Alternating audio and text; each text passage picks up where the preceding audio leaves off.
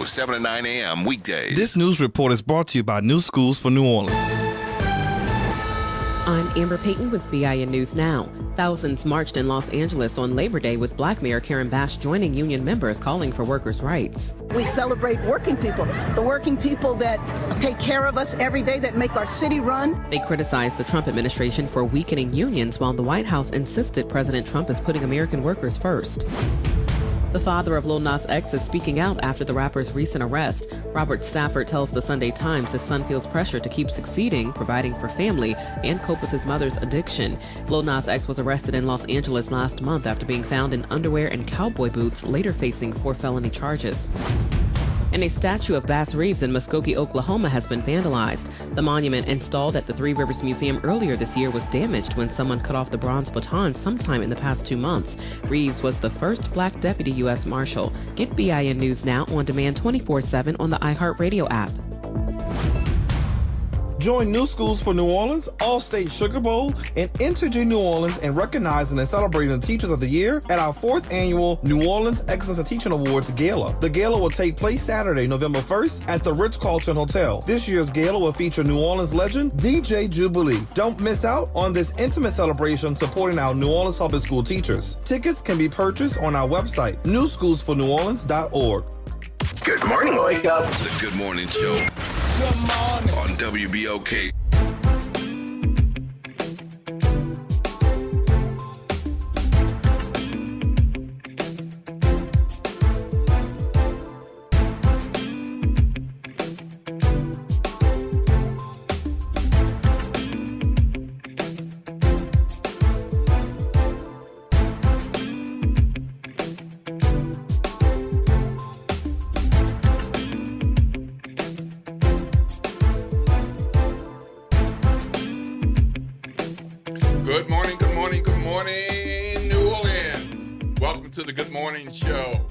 This is Will Sutton, and I got with me my buddy, my pal, my inspiration for healthy living, Eddie Coppas. I'm here to hear you. All right, and that's what we want to do. Yes, you're going to hear our voices this morning on the Good Morning Show, but we sure would like to hear yours, whether you're listening on AM radio or the internet or watching and listening on Facebook Live.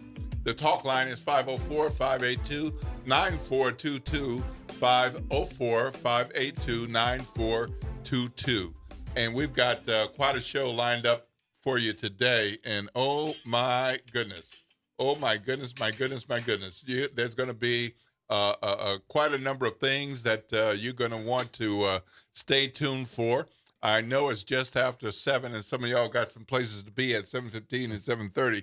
But I got to say, you're really going to want to keep the Good Morning Show on today, because we're going to be talking about a number of things, including, yes, campaigning in New Orleans. Yeah, buddy, we're going to be talking about campaigning in New Orleans. We got some poll action and some influencer action, and yeah, we're going there. We're going to go there. We're going to go some of there. And we'll see what comes of it. We also got, at LSU, they actually in the last several years have done a pretty decent job of promoting, hiring black folks. I think less than a year ago or so, they hired a law school dean, not Southern, at Louisiana State University Law School, hired a sister. And now there's some controversy. So we're going to get into that this morning as well. And we're going to hear from Shermanetta, I hope I'm getting that, Shermanetta Carter. She is the Chief Financial Officer of Morris Brown College in Atlanta. And she's going to talk with us about how HBCUs can avoid financial pitfalls and build sustainable futures.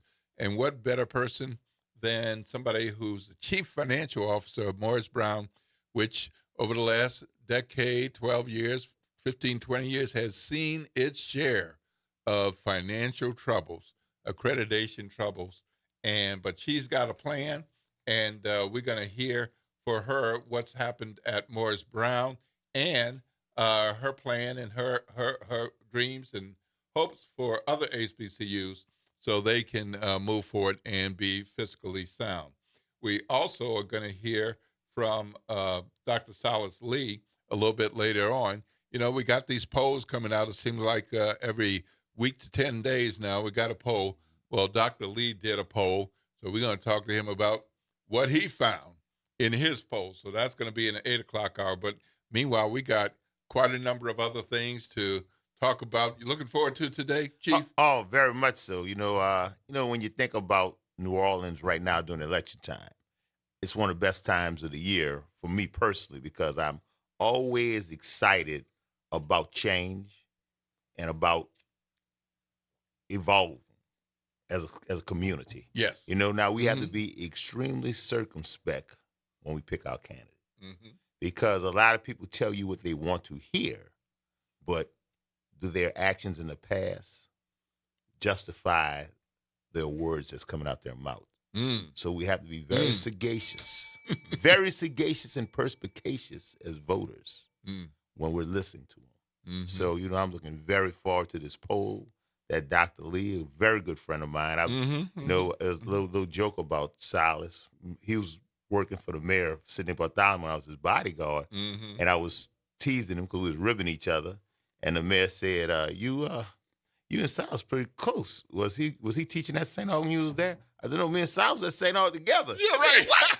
Because Silas has never aged since high school. Yeah. Silas is such a distinguished, well-dressed man. I'm just like, Silas used to look like a teacher. He was always so well-dressed. And and he's one of my dearest friends. And I really, really looking forward to not seeing him, but hearing him because he's calling in today. Yeah. Yep.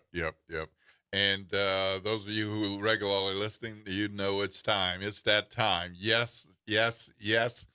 It's time to talk about elections and campaigning. And we got an election, a very important election coming up. When is it? October 11th. And we've got a chance to choose a new mayor. So no matter who wins, there will be a new mayor. And we got some leading candidates and a number of other candidates. And we're going to hear a little bit about that from Dr. Lee a little bit later on. But this is your chance to weigh in by registering to vote and casting your ballot. If not in October, then during early voting. Early voting starts September 27th, and early voting ends on October 4th. And I want to strongly encourage you to early vote. Those of you who've been listening for a while, you may recall me talking about a friend who was very excited about voting in the presidential election. Very excited about voting in the presidential election. And this brother, lifelong Republican, very excited about voting in the presidential election. But the last several years, he's been disgruntled, frustrated, upset, and so upset that he decided to change his registration and vote in the presidential election and for other offices. Right. But what happened? He died. Oh, wow. Wow. So that's one vote that Kamala Harris had but lost because of death. You don't know what's in store when the Lord's going to call you home. When you're going to get so ill, you might not be able to move. You might be unconscious. You might be in a coma. Any opportunity you have to take the opportunity to vote, I say, don't wait. Don't wait. You don't know. And you're not going to be able to vote unless you are registered. So in-person and mail registration deadline is September 10th. The voting online, the Go Vote online registration deadline is September 20th. And the deadline to request a mail ballot is October 7th. And the deadline for getting that ballot in, so it must be mailed back and completed, and it must be an official ballot that they mailed to you. You can't scribble down names and say, this is my vote. That has to be returned by October 10th. So that's the day before the election, but you can't mail it on the 10th. It has to be received by the 10th. So for you all who have it like that, and every month you going on vacation and going to visit nanny or going to visit the grandkids, and every October you're gone for most of the month, make sure that you take care of that mail ballot request and then get that ballot in. Early voting again starts on September 27th, and it will end on October 4th, and Election Day is October 11th. So whatever you do, take advantage of this opportunity. If you are eligible to vote, you should be registered to vote, and you should be registered to vote and vote by one means or another. It's far too important for us to ignore the opportunity that so many fought for to give us this opportunity. And especially at a time like this, where they're trying to suppress voting in so many ways. And we got a very blatant attack on the Voting Rights Act. So we need to step up and make sure that we are doing our parts to take care of this business ourselves, to make sure that everybody in the family is taking care of the business. Make sure that your neighbors, friends, your church members, your pew members, those who sit right in front of you, back right alongside you, ask them, are you registered to vote? All right, and then make sure they're going to take care of their business as soon as the polls open, which is for early voting September 27th. So I know we talk about this every day, Chief, but it's just so important. It's very important, and I got to give a shout out to my wife Regina, because during the presidential election, she was living here in New Orleans. She flew all the way back to Atlanta to vote. It cost me a couple of dollars. Yeah, but that's what she was registered. Well, Wendell Pierce sent the tone because he had flew to vote, and she said, "Well, Wendell flew." I said, "Yeah, but Wendell got a few more dollars than me." But I went on it and came out that money. All but right. So voting is very important. My whole family is very politically astute. And my grandmother, my great-grandmother, I was so proud of her. I mean, she had arthritis, and she used to go to vote in pain. And she used to tell me, say, "Boy, if I can go to vote with these crutches, you better not never, ever, ever give me an excuse not to vote." So, my mom, I'm still voting, and I'm still politically astute. All right. And with that comes the education part. Even before you're registered, you can get educated about these candidates.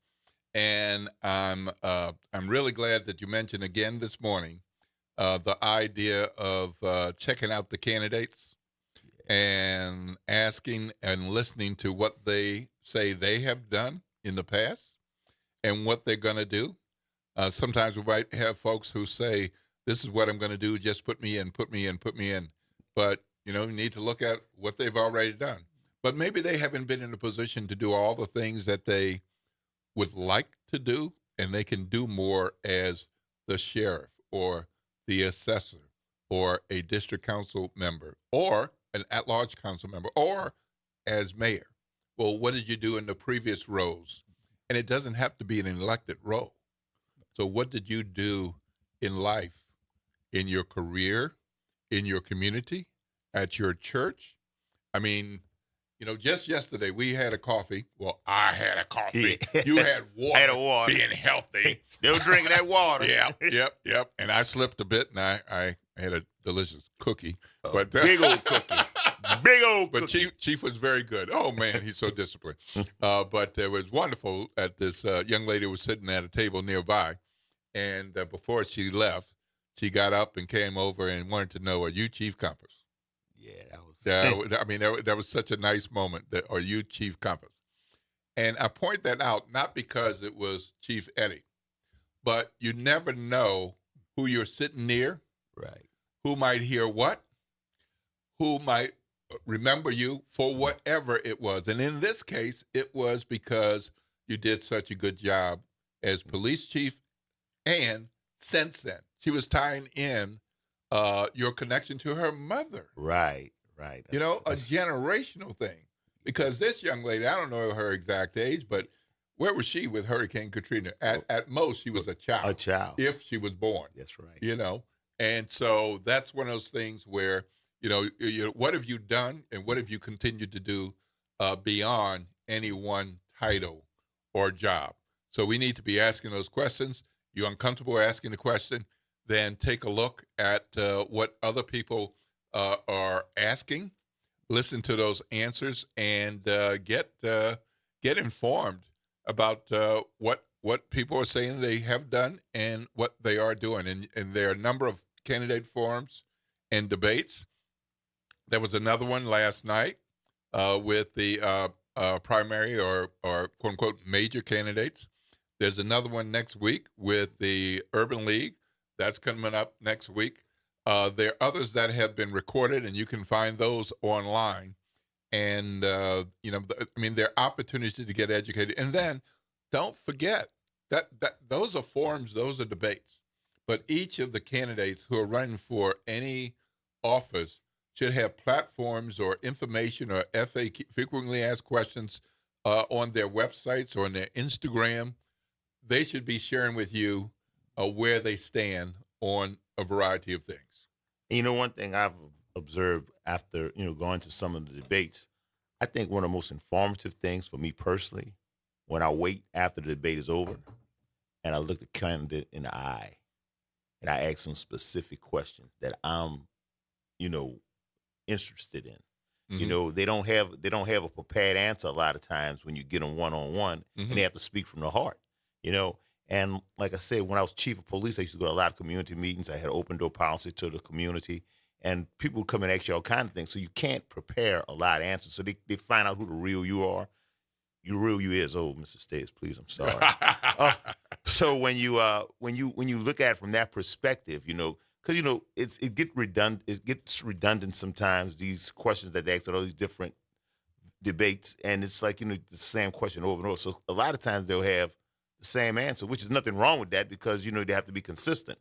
But if you want to really do a deep dive, if you really want to get into the minutia, for lack of a better term, of what's important to you, I've never seen a candidate not answer your question one-on-one that's actually serious about winning. They can't run away from it. So that's one of the methods that I use. That's my methodology. I like to look somebody in the eye, because when you look them in the eye, you could tell a lot about them, their body language, the tone, and if you hit them with a question that they've answered one way and they give you a different answer, so, well, you didn't say that such and such. Why did you change? And it might have a valid reason. Mm-hmm. They might have a valid reason. So absolutely. They might have a good reason. Because, doing a campaign is fluid. A campaign is fluid because you might have gotten educated, I always tell everybody when I took over community police and murders and everything was going through the roof. But the biggest problem? I did a poll, stray dogs. The community was worried about stray dogs. Mm-hmm. And I'm like, I'm putting all this effort into fighting crime, but these people's quality of life was being destroyed by stray dogs. And I looked around, there were dogs everywhere. And I never noticed it because it wasn't on my radar. Mm-hmm. So I got with the SPA. We picked up 88 dogs in 2 weeks.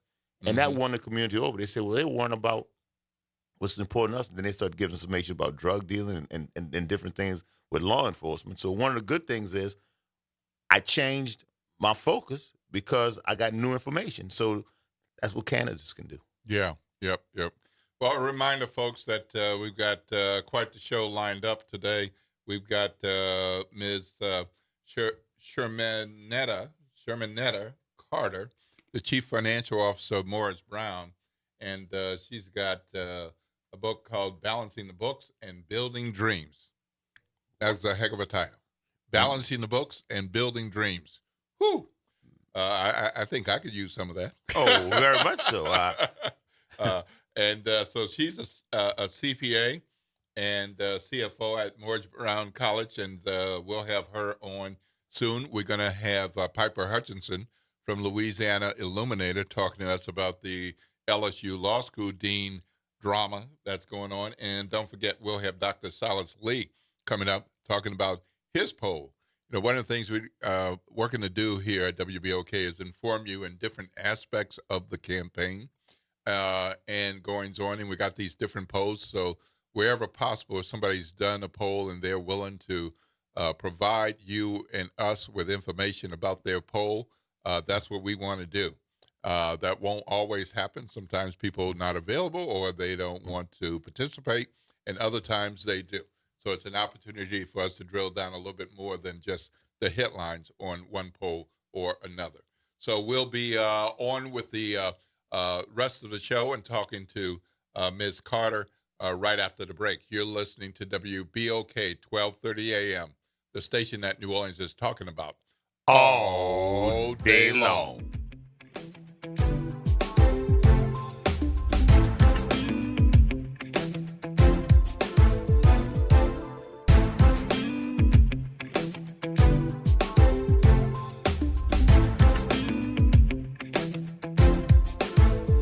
Good Wednesday morning. I'm Daryl Forges with WDSU News, and here's your headlines. Gunfire erupting at two different scenes in New Orleans, and now 5 people are recovering. The latest shooting happened just before 8:30 last night in Central City, near the corner of Martin Luther King Jr. Boulevard and Ferret Street. Police say 3 people, including 2 men, were shot. We're told the 2 men have non-life-threatening injuries. Meanwhile, 2 others, a man and a woman, were shot in the 7th Ward. Police say this happened on Dull Street near St. Anthony. Investigators say a suspect is believed to have gotten in a car and left the scene. If you know anything about either of these shootings, call Crime Stoppers. A brazen bank burglar on the run. Police are looking for a woman they say walked into a Mid-City bank and robbed it. This happened yesterday morning at the Capital One in Mid-City near Canal and Carrollton. Investigators say the woman walked into the bank and handed the teller a note demanding cash. Call Crime Stoppers if you know where she is. The City of New Orleans will begin accepting applications next week for the upcoming short-term rental lottery, and prospective owners must attend a training before they apply. The city will host 3 training sessions this week for applicants. You can attend in person at City Hall, inside council chambers, or online. The sessions are happening at 5:30 p.m. today, tomorrow, and Friday. The next short-term rental lottery will take place on September 29th, and the application period will be open next week from September 7th to the 13th. I'm Daryl Forges, and that's your headlines for WBOK. Have a great day. This is the Bloomberg Black Business Beat, brought to you by Lowe's. Rapper Jadakiss has a line of coffees called Kiss Cafe Coffee, and he's working on the brand with his family. His father and son are both involved. Jadakiss says that entering the coffee space with his family gives him an opportunity to defy some stereotypes. Rappers get stereotyped or put in a box. They mostly do liquor brands or, different endorsements like that. Like my dad likes to say, I have skin in the game as far as coffee goes. Jadakiss speaking to Bloomberg alongside his father, Bob Phillips, who talked about his extensive coffee background. I worked for some of the largest coffee players in the country. I was employed by General Foods, Maxwell House. A lot of years is where I got my start. The Phillips family has big plans for the brand. They want to expand their line of coffee to include some more premium blends. I'm Bloomberg's Justin Milliner on the Black Business Beat. Lowe's knows you've got a job to do, and we help get it done. With the MyLowe's Pro Rewards program, eligible members save more with volume discounts on qualifying orders through a quote of $2,000 or more. Join for free today. Lowe's, we help, you save. Offer can't be combined with any other discount, contract, and/or special pricing. Exclusions, more terms, and restrictions apply. Details at lowes.com/terms. Subject to change. With Fidelity Wealth Management, a dedicated advisor gets to know you and your goals to build a comprehensive plan to help grow and protect your wealth. Backed by a team of specialists, they'll analyze all your accounts, even the ones they don't manage, to keep an eye on taxes and provide proactive portfolio insights that can help you unlock your wealth's full potential. Learn more at fidelity.com/wealth. Investment minimums apply. Fidelity Brokerage Services, LLC. Member NYSE SIPC. Making a difference in the community. WBOK 1230 AM. Good morning, wake up. The Good Morning Show. Good morning. On WBOK.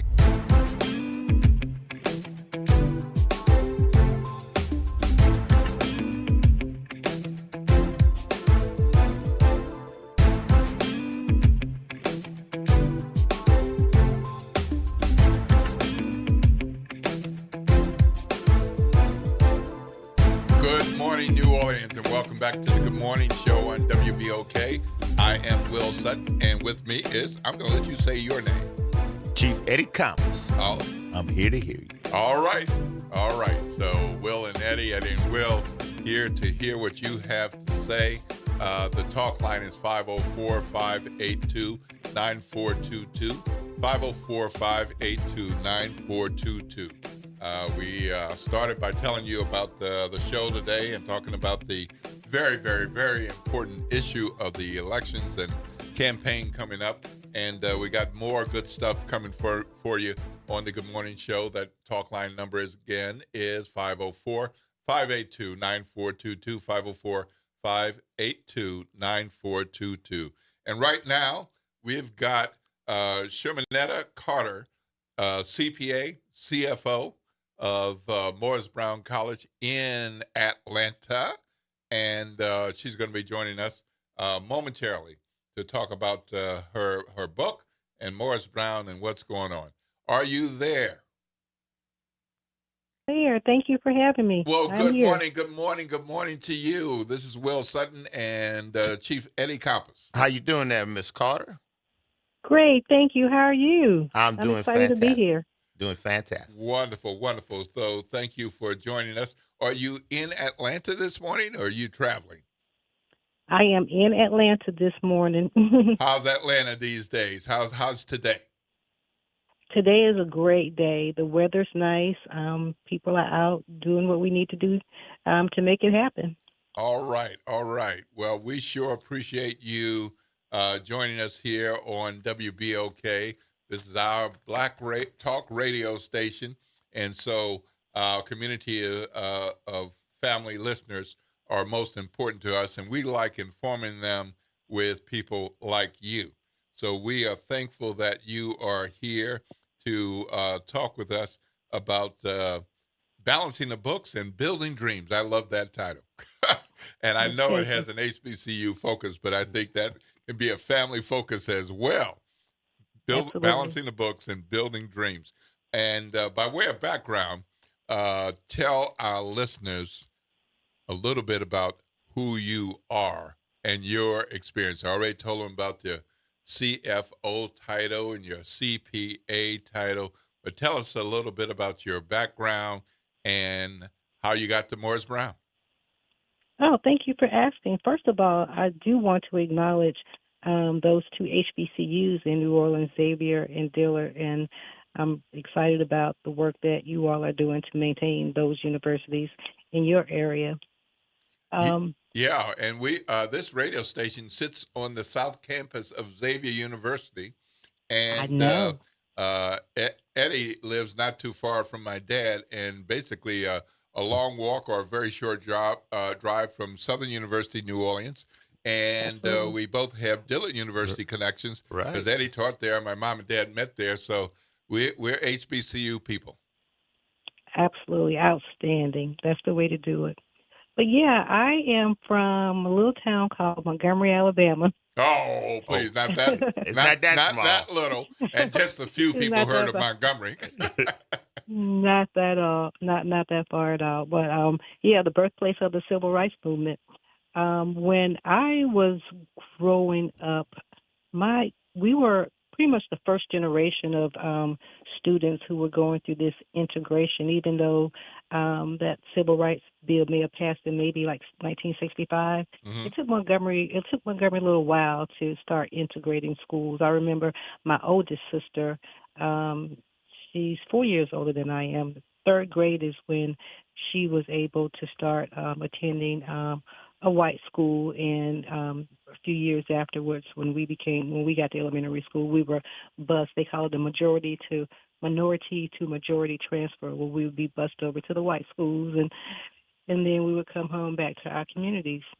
Well, that's kind of my background about where I grew up in Montgomery. The good thing about it is that my oldest sister's senior year in high school, thank goodness, there was a college there, and Morris Brown College was one of the schools listed there. They were able to give her some scholarships, and she decided to attend Morris Brown College. That Oh, triggered her three other sisters, myself included, to also attend and graduate from Morris Brown College. well, how about Yes. that? So we're first generation, and we all attended and graduated from Morris Brown College. We did pledge a sorority, Alpha Kappa Alpha Sorority Incorporated, while we were there, all Uh, four of us. all righty now. I was birthed by a Delta, but I married an AKA. All right, Of there you course. go. Of course. And so that's my story. When I graduated from Morris Brown, while I was there, I had an internship with the Internal Revenue Service, and that pretty much started my accounting career. I went on to start my own CPA firm. Um, During the years, of course, Morris Brown College lost its accreditation in 2002 due to you all probably know the story. Well, Financial listen, mismatch. I certainly do, being a part of an HBCU family. What mom and dad went to Dillard University, and we went to Hampton University, Jackson State University, Spelman College, Dillard Oh wow! University. So, and I've All over. worked for two HBCUs. So, yes, I know the story. But for those who weren't around or paying attention in 2002, and so that was a while ago now. So I think it's important as we get to your book, especially with you as an alum, that hmm had to be a painful time. But if you would summarize what happened at that point, because it it's been a little while, but there were a number of people who basically said Morris Brown is dead, and that is hmm not what happened, right? Absolutely. Around 2002, we had a new president, Dr. Dolores Cross, who wanted to, um, and similar to the title of my story, balance the books. And so she and the director of financial aid um, created students, basically created students who really weren't attending Morris Brown in order to get more funds for operations, and it caught up with them. Um, and that started the ripple effect of things financially that happened to lead Morris Brown to lose its accreditation with SACS, the Southern Association of Colleges and Schools. That's the short story. That's the Yeah, short yeah, version. but you know, I think it's important for folks who aren't aware. And Morris Brown has such a rich and strong history, but because Morris Brown is based in Atlanta, there are other HBCUs with rich and strong histories, and so sometimes people may not remember that Morris Brown exists, or that it's in Atlanta, or the history that Morris Brown has had. And you're obviously an important part of that legacy, and a good indicator of what can happen even when HBCUs have troubles. And I'm What guessing that's part of why you wrote this book. Absolutely. And I just want to also mention that even though we lost our accreditation in 2002, Morris Brown never closed its doors. We always had students matriculating through Morris Brown. And we didn't lose our accreditation because of academics. We had one of the strongest, and we still do have one of the strongest academic programs among HBCUs. And so those students who were matriculating through Morris Brown during our unaccreditation were able to successfully go on and get their master's, become lawyers, everything, teachers, everything that a student would be able to receive without being under an accredited institution. So I did want to point that out. So leading up to what happened and how I got involved was that in 2019, the Board of Trustees of Morris Brown decided that they were going to give this one more try for Morris Brown to actually regain its accreditation. At that time, they hired President Dr. Kevin James as the interim president, and he began to build his team. And of course, among all HBCUs, we have a huge Rolodex of successful alum. They found me in 2019 as I was building my CPA firm. One of the Board of Trustees members actually called me and said, I need to stop by your office He told me that Dr. James had been appointed as the interim president, and he was very transparent about what we looked like financially. And the mandate was that the chairperson of the board of trustees said that, look, if you all don't get it, I'm giving you all one more opportunity. If you don't get it right this time, we're going to have to close the doors. Yeah. That's quite a challenge. Very much so. You're on board, you're not on board. If you're on board, this is what's got to happen. Is that kind of the summary? That was pretty much it. Oh, my goodness. Wow.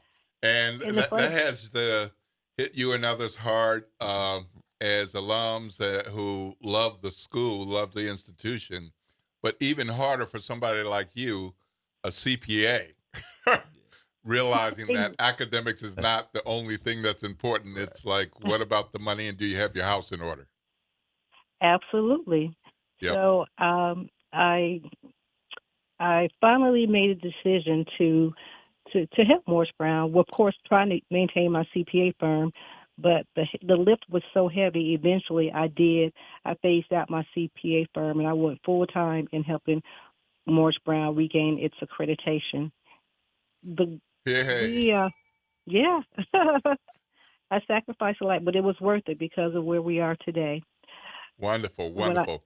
So you had to learn quite a number of lessons, and I'm guessing that part of your challenge that you took on is part of what led to you writing that book. Is that right? Absolutely. When I came in, we had financial statements that had not been audited for the past 5 or 6 years. In the CFO. I'm sorry. Did you say financial statements hadn't been filed for 5 or 6 years? That is correct. But they are I worked at a school at Delgado, and I know from a security standpoint, you have to do these reports every year. So I assume that it's very analogous to the financial reports. They have to be submitted every year to keep, this business going on, to make sure you're utilizing the resource to their optimal efficiency. So how did they get away with that from 5 or 6 years? Now, you got to remember, Morris Brown lost its accreditation, so we were not responsible to report to any accrediting agency. Right. We were just like any nonprofit 501c3. And they were pretty much balancing, using, like we would use our bank registers. That's pretty much how they were operating. No real financial accountability. That don't sound efficient at all. All right. So when did you decide that it was time for a book? Oh, at the very beginning. At the very beginning, I realized that, we wouldn't able to go to any accreditor. We wouldn't able to, get financial aid, Title IV funding, anything, unless we were able to paint this picture of where we were at that time and then project where we're going to be in the future.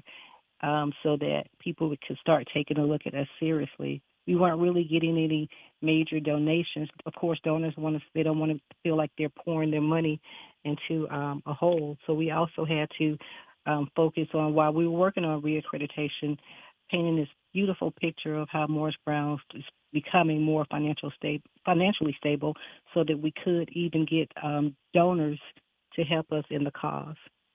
And if I'm inaccurate on any of this, but, again, to fill out for our listeners a little bit of the history, I believe some years ago, Morris Brown had more than 2,000 students. And for those who may not be familiar with the more than 100 HBCUs, most of our HBCUs don't have 5 to 10, 12,000 students. Right. They have, 500 to 900 students, maybe 1,500 students. Right.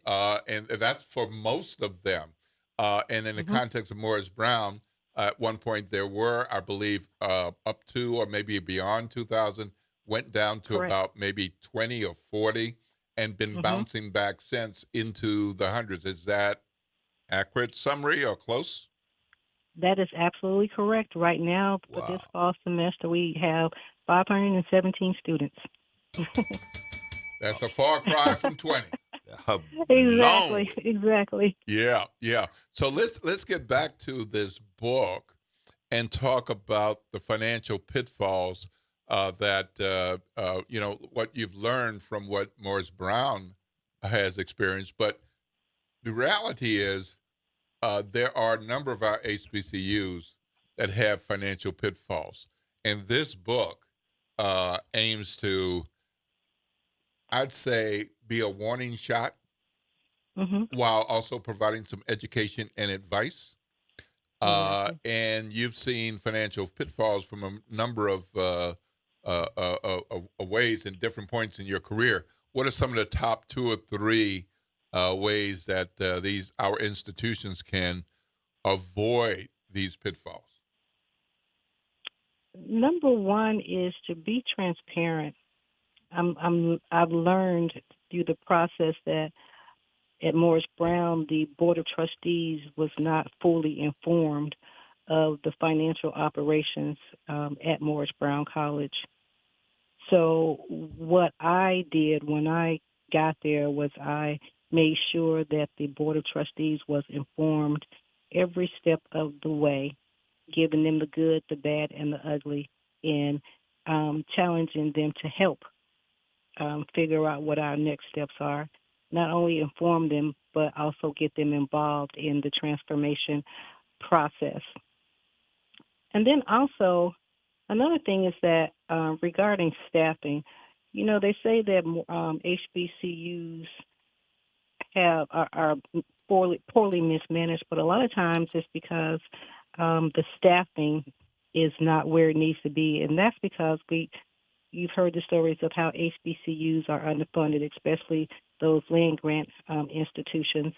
And so Morris Brown and all these HBCUs, we're doing much with little, but we should focus on the little and grow those into understanding their positions and what it means to be financially accountable to the institution, and also make sure that they are aware of the mission. The mission of the school is not you personally to get rich, but however, you have a responsibility to the students and the community on the success of your institution. How do you mollify the damage that's already been done, though? How do you mollify that? How do I modify it? Mollify it. How do you mollify the damage that's already been done? A lot of it had to do with just the campaign, just like we're talking about now, making sure that people understand this is where we were, this is where we are. Transparency is always the key. Transparency, transparency, transparency, and not being ashamed of the past, knowing that what you're doing currently and in the future has shifted the trajectory, has shifted the story. And that's why I wrote Balancing the Books and Building Dreams. I talk about, honestly, all of those things that I walked into. When I walked into Morris Brown, we had a bill with our power company that was almost $100,000, and we strategically figured out a way to pay it off, and we've been current ever since. Okay. And sometimes I thought you were finished. Go ahead. Go ahead. Yeah, and that's pretty much, and I also talk about, I talk about the people in the book who made a difference, the faculty, the staff members who stayed when the students, they weren't even receiving a check at Morris Brown College. They were doing it because their hearts were in the right place, and they wanted to see Morris Brown succeed. When I got there, we were maybe like 5 or 7 paychecks behind. But we thank God for the AME Church and the alumni who, when we started telling the story, when we started being transparent, especially the alumni, they poured in, and we were able to catch these people up on their payrolls, and we've been current ever since as well. So transparency is the key. Well, good for you, good for the president letting you do your job, and good for the people who got their pay. If you had the ear of the United States Secretary of Education right now, and if the secretary said, "I'm ready to listen, and I will act," what would you ask the secretary to do? To leave HBCUs alone, and not just HBCUs, but all higher education institutions, specifically HBCUs, because Title IV is major for a lot of students who attend HBCUs. They're first generation. They come from underserved communities. They can't afford to go to some of these other colleges, but financial aid, the Pell Grants, and the student loans help them make a difference in society. And I think the statistics are that at least 70% of those students who graduate from HBCUs end up becoming move from the lower class to middle class and become contributors to society. So definitely leave Title IV alone. There's another program that's Title III that's specifically for HBCUs that allows us to run our academic programs.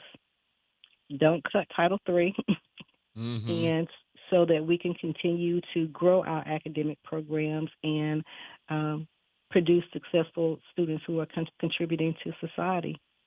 And those are the two biggest issues. All right. And before we let you go so you can get on back to that important work and so we can pay some bills during the break here, how can people get your book? And as a part of sharing that, I'd like you to address, is this very specifically for CPAs, or who's your audience and who do you hope will read and learn and act by reading this book? This book is not just for CPAs. It's not just for HBCUs. It's for anybody who's been through a struggle and are either coming out of the struggle or trying to figure out how to come out of the struggle. It's an inspirational book. It really is. It's a story. It's a Black history story. Black history is 365. Yep. And so the story of Morris Brown definitely is worth telling, especially there's no other HBCU that I'm aware of that after 20 years of non-accreditation came back to be reaccredited, and then the number of students that we have and are continuing to have, it's just mind-blowing. So to get a copy of my book, it's really simple. It's my first name and my last name, Shermanita Carter, SherManetta Carter.com. And if you go to that website, you can actually pre-order a book, and I will send you a signed copy. Wow. As we get closer to our last day. That's great. That's great. Well, thank you so much for being with us this morning and sharing your story, the Morris Brown story, and telling us about your book, Balancing the Books and Building Dreams.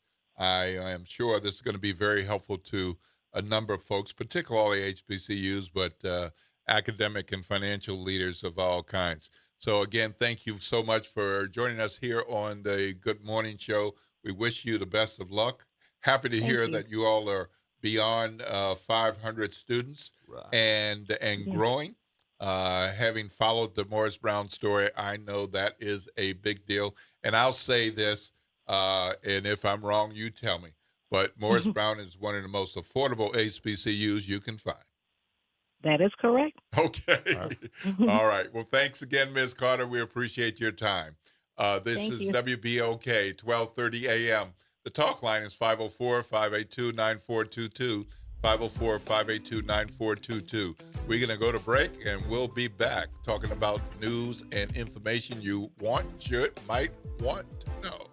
WBOK, 1230 a.m., the show that New Orleans is talking about all day long.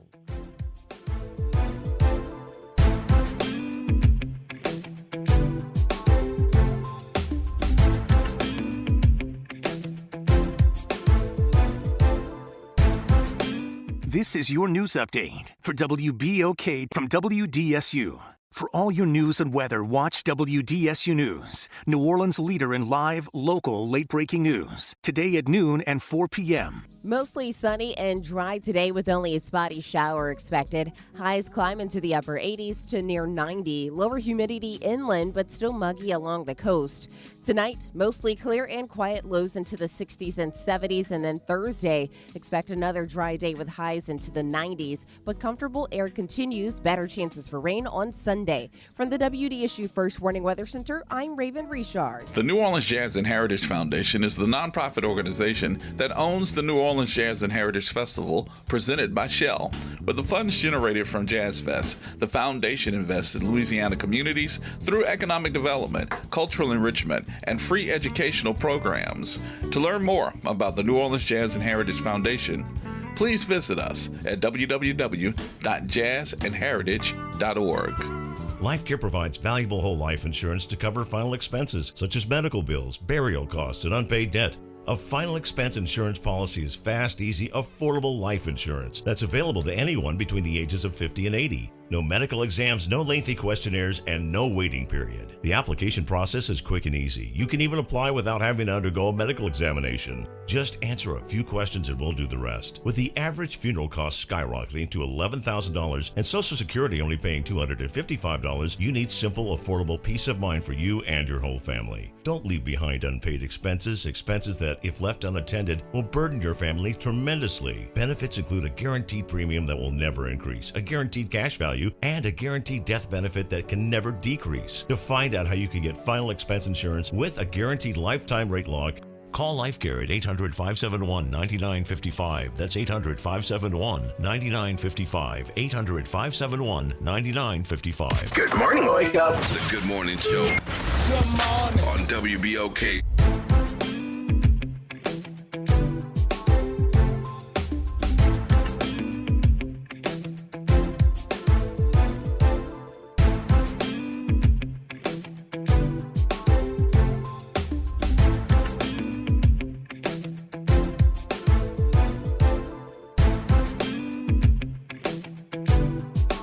Good morning, New Orleans, and welcome back to the Good Morning Show on WBOK, 1230 a.m. The talk line is 504-582-9422, 504-582-9422.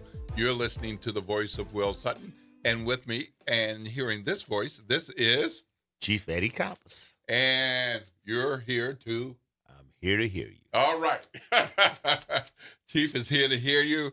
I am here to hear you, and I know you're hearing our voices if you're listening on AM radio, the internet, or on Facebook Live.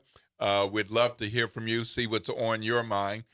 There's a lot going on, and in the next hour, we're going to be hearing about the LSU Law School dean, the sister whose job has become an issue, a situation about whether she is the dean, going to be the dean, what kinds of things that she's been looking into in leadership over there. And we'll get some context for that from Louisiana Illuminators, Piper Hutchinson. And we'll also be hearing from Dr. Silas Lee. We've got a number of polls that are being conducted. And let me just say, not all of these polls are released publicly.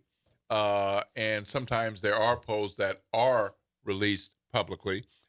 This is one that has been released, and a matter of fact, it was just released yesterday.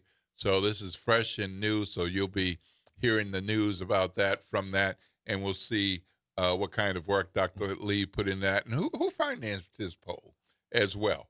So that's something that we'll be talking about and looking at. So what do you think about the idea of focusing on that poll as a part of learning about what's going on with campaigns? Well, sometimes, you have to be very careful with the polls because, sometimes those polls are being given and basically looking at people who have self-interest. They're not looking at everybody sometimes. They're looking at specific things and specific individuals. So you want to look at the polls that's very robust, the polls that's very, I would say fair, for lack of a better term.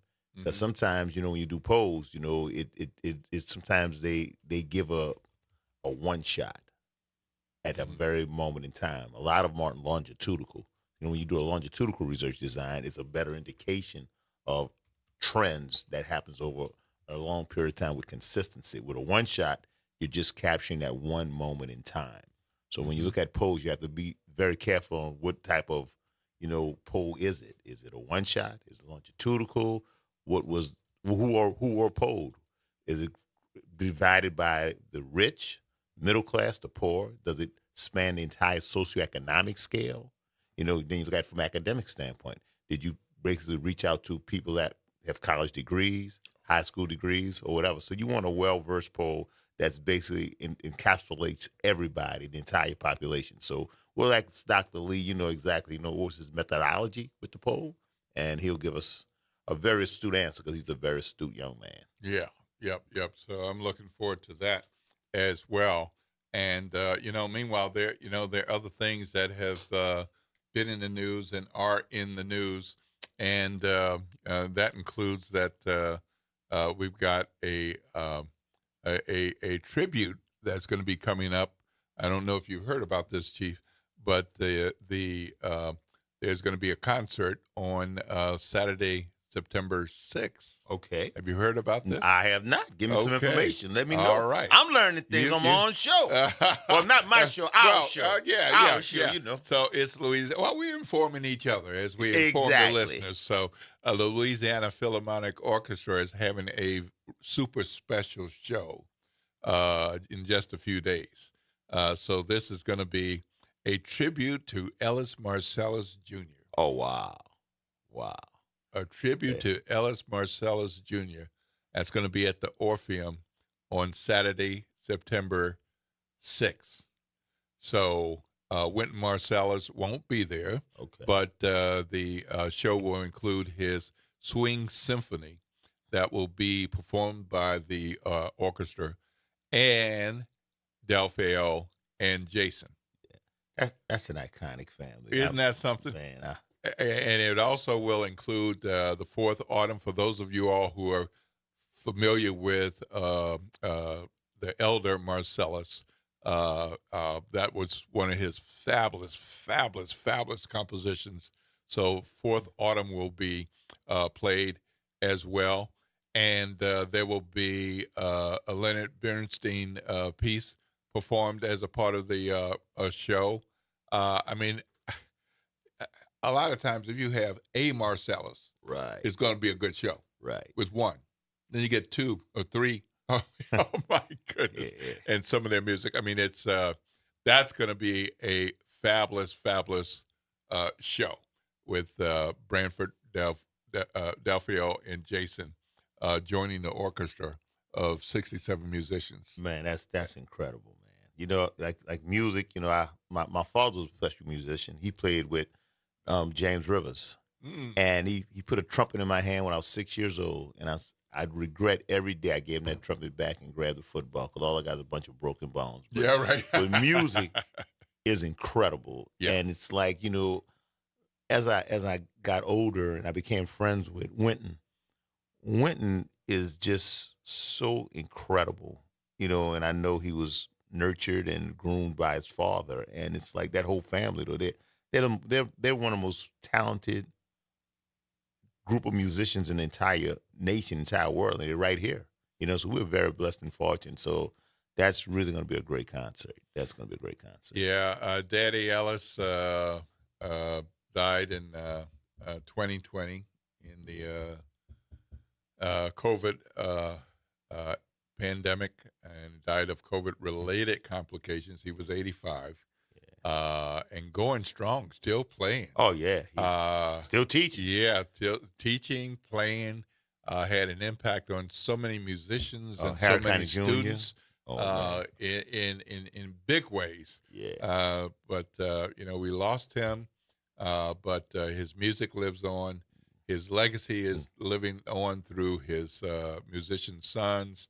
And let's not forget that he did not raise those sons alone. Right. Mama Dolores Marsalis had a big role to play, especially as he was doing gigs on nights and weekends and traveling and raising those boys and all. So that's going to be on Saturday at the Orpheum for those who are big Marcellus fans. And I'll say this, if you have not seen one or more of the Marcellus musicians play, this would be a special treat to catch all of them on the stage. Now, Wynn won't be there, but his music will be there. But that'd be quite a treat. Yeah, you can rarely get them all at one time because they're all so busy. They travel all over the world. Absolutely. That's the blessing there. All right. Well, we're going to move to a break.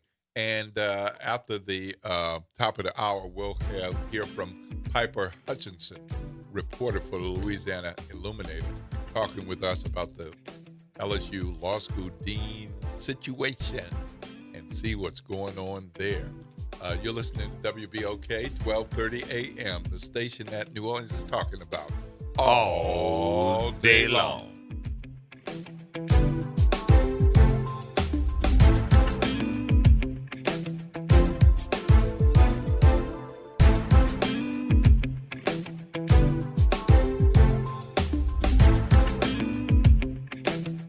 WBOK New Orleans, home of the Good Morning Show, 7 to 9 a.m. weekdays. This news report is brought to you by New Schools for New Orleans.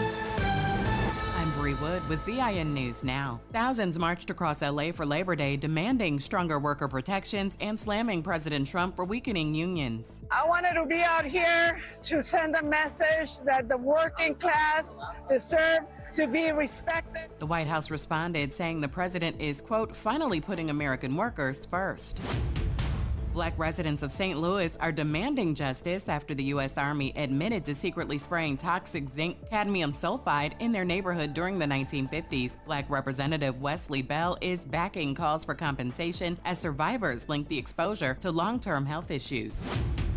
And Meek Mill says he's building an AI tool that can change the world. The rapper teased the project on X but hasn't shared details yet. Fans are curious and some skeptical as Meek expands his reach beyond music. Get BIN News Now on demand 24/7 on the iHeartRadio app.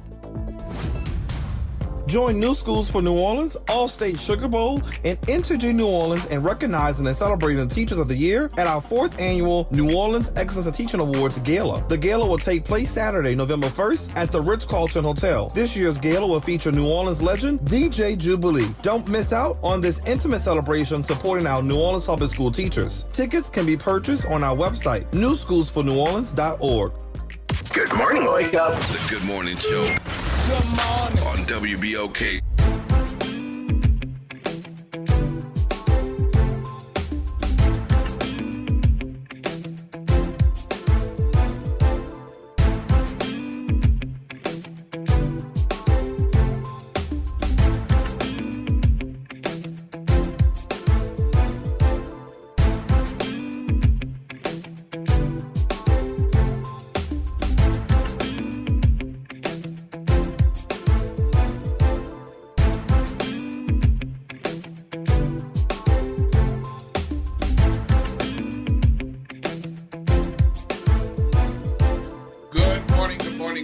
New Orleans, and welcome back to the Good Morning Show. You're listening to WBOK 1230 AM.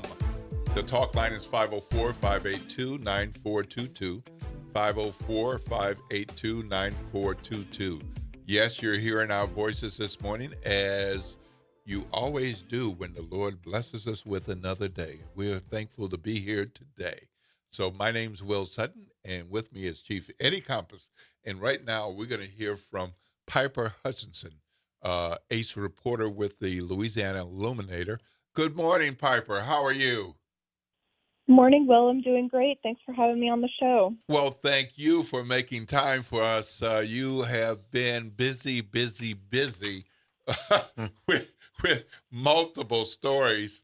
And for those who are not familiar with the Louisiana Illuminator, tell our listeners a little bit about the Illuminator and your background, because you've been a brilliant reporter doing really good investigative and deadline work before you were with the Louisiana Illuminator, because I remember when you were in college and reading your work, and I knew you were going to do great things. So I'm going to let you provide our listeners with a little background on Piper Hutchinson and the Illuminator. Well, the Louisiana Illuminator is a small little nonprofit news outlet that operates online. We cover state government, state politics here in Louisiana, all for free online, no paywalls, no advertisements, and it's available for other news outlets to pick up. So your listeners may have seen us on Fox 8 or on WWNO or any other number of radio stations and TV stations. About me, I have been with the Illuminator for about 3 years. I cover higher education mostly. And before that, I was the editor-in-chief of the Reveille, the student newspaper at LSU. No small thing, since there are quite a number of talented student journalists there who do professional work. So congratulations on reaching that milestone. Not everybody can do that, and you did a great job. So I've been following the story out of Baton Rouge with LSU's first black law school dean, and the headline on one of your recent stories is LSU's first black law school dean to step down. So I know there are twists and turns with this story, with the administration saying she's stepping down and resigning, and then she and her attorney saying, no, I'm not. Since you've written this story, can you give us some context to what has happened in recent days and where things stand at this point? So since LSU announced that Dean Allen was going to be stepping down and taking a faculty position, her attorney has come out and said, no, Allen has not agreed to step down, and she's being targeted for some other problems that have been going on at the Law Center for a long time. Now, I don't think we have all of the details yet. I think more is going to come out over the coming weeks, but this is a lot more complicated situation than LSU first let out. Yeah, and now some of what I've heard, and you're the reporter on the story, well, one of the reporters on the story, so I've been following it, but I have not been doing the work that you and others have been doing. But some of what I've heard is that there are or may have been some financial unusual funny money kinds of things that she was looking into. Is that true? Maybe true. What is that piece of it, Stan? I think there's more to come out on that. But what she is alleging is that there were these financial irregularities that predated her at the Law Center that she has been looking into, but LSU is blaming her for the problems. Okay. So an agreement that something's wrong financially, but a disagreement about who's responsible or responsible for which parts. Is that fair? Right. Yeah, that's right. Okay. So what do you see as the next steps with this? Because beyond whatever the financial issues are, is she the dean now? Is he going to be the dean? Where do you see that standing? So according to LSU, she's going to remain on as the dean until the end of the academic year, which gives this, a lot of time to play out in the court of public opinion and quite possibly in the courts. I wouldn't be surprised if we saw a lawsuit on this topic. Well, that could play into any kind of national search or internal search for a law school dean if there's a court case to litigate whether someone is the dean. How can you fill a vacancy that's not vacant, or the court hasn't determined whether it's vacant? So you see that as one of the complications for this, or based on what you know at this point? I know you're continuing to look in on this. Well, LSU can remove her from the position. I think right now in dispute is whether she agreed to step down, as LSU said, If not, LSU can remove her from the position. I think right now what could be a potential topic of litigation is whether LSU is justified in doing so. So I think that's something that we're going to see play out. And you're absolutely right. This could complicate the search for her replacement, not only for technical reasons, but also for public relations reasons. Some people might not want to apply for this position if they get the sense that LSU is targeting the previous occupant. Right. Chief has a question. Well, when you look at it from the perspective of a high-profile university like LSU, you don't want to be involved in anything with negative connotations, especially something out of law school. When you're looking at it from the perspective, can she be removed? It has to be by the board, or is it by the president? And then if it's the board, how many votes would they need? I guess a majority. Sometimes it's 2/3, but if the president is just one person. So it sounds like it's very complex. It's the proverbial bureaucratic quagmire in actually moving her and finding success. So we want to expound on those things? Yeah, so I haven't looked at her contract recently, so I'm not exactly sure if it's the president or the board who would act. But, really those two right now are acting together. And if it is the board, it would probably have to be a majority vote. But this board is, pretty closely aligned. It is a majority of picks of Governor Jeff Landry, and they typically vote together. I don't know that I've seen a split vote on this board in quite some time. Okay. So, you were reporting on, as you do, covering higher education, on vacancies and searches and whether searches are public or not public. And so tell us a little bit about the search that led to the appointment of this historic appointment of a Black woman as the first Black law school dean. So dean searches tend to be a little bit more low profile.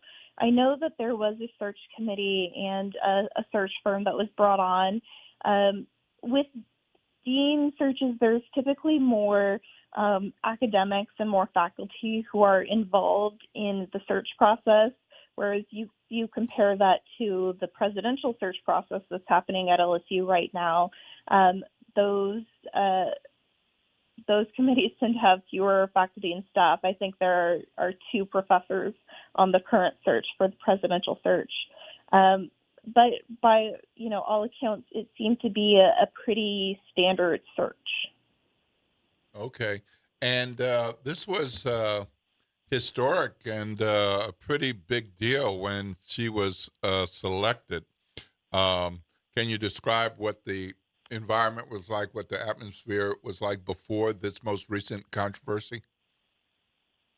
Yeah, so you're right. It was absolutely a historic pick to have, not only the first Black dean, but the first woman dean in the position. And it was very well received at the time. But since then, things have absolutely changed at LSU. And we've seen a lot of top Black administrators leave their position very quickly this year, including President William Tate, who's now at Rutgers. So the atmosphere at LSU and the political atmosphere at LSU has very much changed since then. And I think a lot of people were, in a way, not surprised that this is happening. Right. And some of the other Black leaders who have left LSU or moved to other roles include the general counsel and chief administrative officer. Is that right? Can you speak to those positions? Yes, that's right. So the general counsel was also the first Black man to hold that position, Winston DeQueer.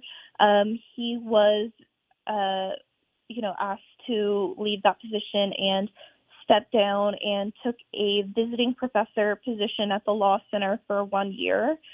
The other administrator was Kimberly Lewis, who was the chief administrative officer Kimberly Lewis has been in state government in Louisiana for a very long time, and before going to LSU was the Secretary of Revenue under Governor John Bel Edwards.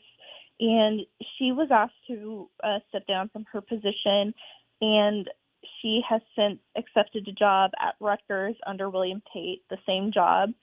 I think a lot of people who have left their positions have also, left Louisiana.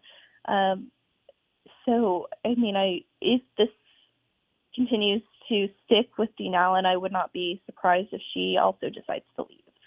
Wow. And Chief has another question. Do you look at this as a disturbing trend, in your opinion, that these leaders, especially people who are first African Americans being in positions, are now gone very quickly? How do you look at that from what perspective? Yeah, it's definitely it's very surprising to see. And I think a lot of people are really alarmed at what's happening at the flagship. LSU has a much higher population of Black students than other SEC schools. Louisiana is a very diverse state.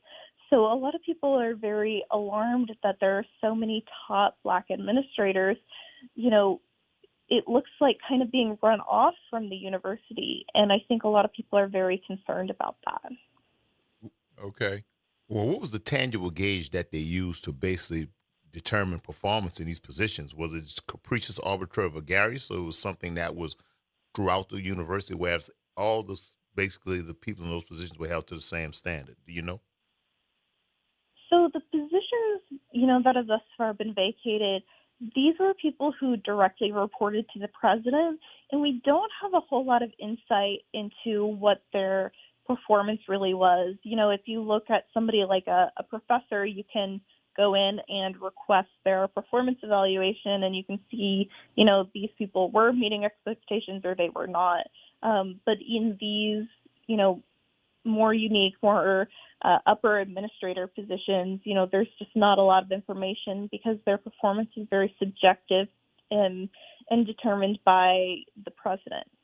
Okay, thank you. All right. And, beyond the number and disturbing number, I would say, of Black leaders moving on, losing their jobs, being asked to move to other jobs, there's still some dean openings and a very important role at any size institution, but particularly important with an institution of LSU's size and impact.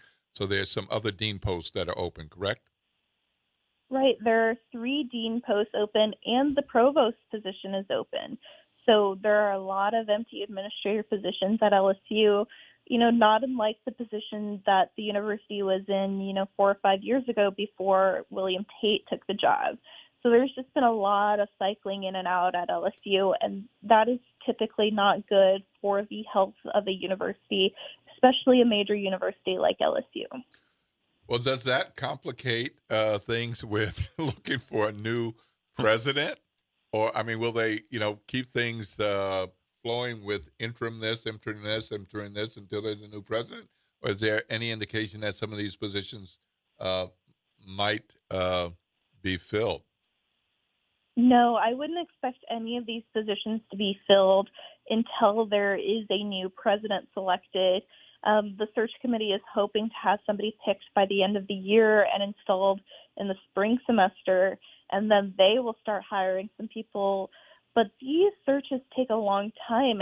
When Tate took the position several years ago and there were roughly the same number of empty administrator positions, it took him, 2 or 3 years to get everything filled. So it's going to be a while before things are, filled up at LSU again.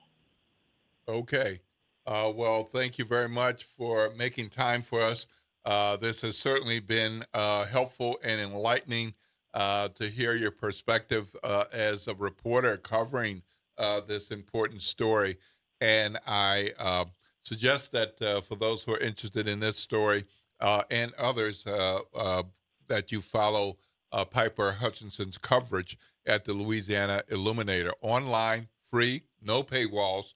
And so you can learn a lot from Piper as she does her job to inform all of Louisiana and beyond Louisiana, because a number of your stories have been picked up elsewhere because of the impact of what you're reporting on. So thank you for the coverage that you provide, and thank you for joining us at WBOK on the Good Morning Show today. Thank you for having me. All right. Have a great day. Have a great day, Pike. All right. Well, it's about time for us to take a break. And when we come back, we will be talking with Dr. Silas Lee about a latest poll, a poll that he has been responsible for pulling together. And we're going to talk about more things related to the campaign and news and information you might want to know, should know, and you'll know that you want to know it when you hear it. You're listening to WBOK 1230 AM, the station that New Orleans is talking about all day long.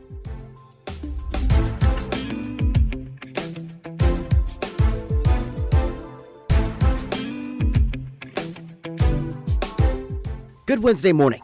I'm Daryl Forges with WDSU News, and here's your headlines. Gunfire erupting at two different scenes in New Orleans, and now 5 people are recovering. The latest shooting happened just before 8:30 last night in Central City, near the corner of Martin Luther King Jr. Boulevard and Ferret Street. Police say 3 people, including 2 men, were shot. We're told the 2 men have non-life-threatening injuries. Meanwhile, 2 others, a man and a woman, were shot in the 7th Ward. Police say this happened on Dull Street near St. Anthony. Investigators say a suspect is believed to have gotten in a car and left the scene. If you know anything about either of these shootings, call Crime Stoppers. A brazen bank burglar on the run. Police are looking for a woman they say walked into a Mid-City bank and robbed it. This happened yesterday morning at the Capital One in Mid-City near Canal and Carrollton. Investigators say the woman walked into the bank and handed the teller a note demanding cash. Call Crime Stoppers if you know where she is. The City of New Orleans will begin accepting applications next week for the upcoming short-term rental lottery, and prospective owners must attend a training before they apply. The city will host 3 training sessions this week for applicants. You can attend in person at City Hall, inside council chambers, or online. The sessions are happening at 5:30 p.m. today, tomorrow, and Friday. The next short-term rental lottery will take place on September 29th, and the application period will be open next week from September 7th to the 13th. I'm Daryl Forges, and that's your headlines for WBOK. Have a great day. Tune in to The Monitor's Mic, where we talk about oversight, policing, and you. Hosted by the Office of Independent Police Monitor, we're here to shine a light on policing issues that matter, from real-time policing updates to in-depth interviews. Every Friday at noon on WBOK. Making a difference in the community. WBOK 1230 AM. Good morning, wake up. The Good Morning Show. Good morning. On WBOK.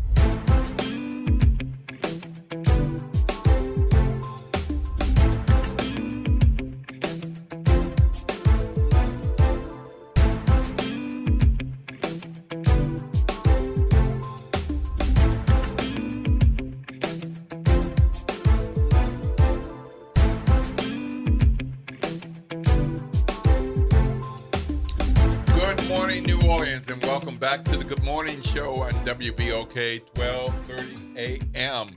Yes, you're hearing Will Sutton's voice, and you will hear Chief Eddie Compass's voice, because Eddie Compass is here because I'm here to hear you. All right. So Eddie's here to hear you. I'm here to hear you. The talk line is 504-582-9422, 504-582-9422. And it's getting hot in here. So we're going to be talking some campaign and politics before we end this show. And you're going to want to stay tuned and right now, because we're about to bring on Dr. Silas Lee. Dr. Silas Lee is well known not just on Xavier University's campus and not just in the city of New Orleans and not just in the state of Louisiana, but across the United States. He's done polling and strategy for a number of local, statewide, and national politicians and campaigns. He is well known and respected for the work that he does. And the students that he has trained. And so he sometimes is asked to do polling as well as strategy and analysis. And this time he's done a poll for the Resilience New Orleans group. Resilience New Orleans group. So we're going to ask Dr. Lee to join us now. Good morning, Dr. Lee. How you doing, my brother? Hi, good morning, everyone. Well, good morning, good morning. I think you know Chief Compass. Oh, very well. Good morning, Chief. He's one of my mentors. That's my man. Yeah, always proud of Eddie. Yep. Well, we're happy to have him here on the Good Morning Show, adding tremendous value in just a short few days.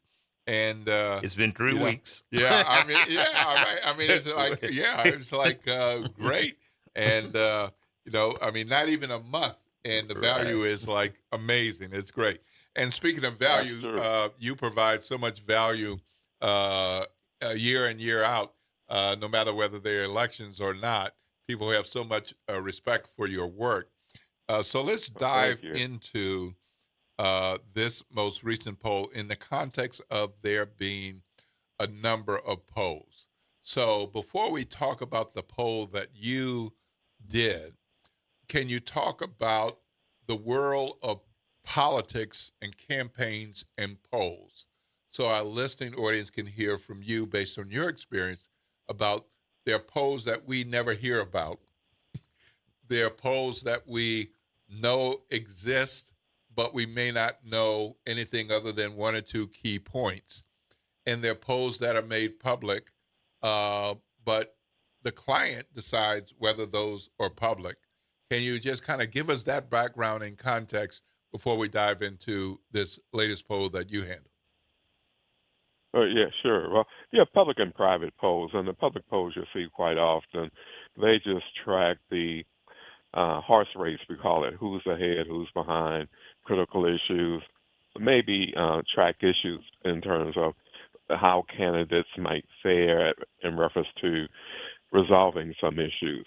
And the private polls or the strategy polls, they are more in depth, where you compare strengths and weaknesses, not only of yourself, but your opposition, the climate that you're in. When I say climate, the social, economic, political climate, as well as characteristics of voters. They are more in depth in terms of looking at not only the issues, but the intersectionality of race, gender, culture, and how that can impact perceptions. They're much longer because on television, you only see probably 5 questions that they may highlight, where a strategy survey is 50, 60, 70 questions, which happens to be complemented by a series of focus groups that go in a little bit more in depth on particular, not only issues and personalities. And with that, you can test media, you can test messaging, you can test direct communication, either if it's mail or if it's some type of other types of communications you might want to engage in, as well as looking at who you might want to represent a particular organization or initiative. So there are many components to it, and what you see is not really reflective of the depth of it. It's almost like looking at law and order and thinking that is how a case is solved. That's how a crime is solved. And Chief Compass knows that is not anything near reality. And that's what we have to be cautious of when we consume and digest information about polls sometimes. Okay.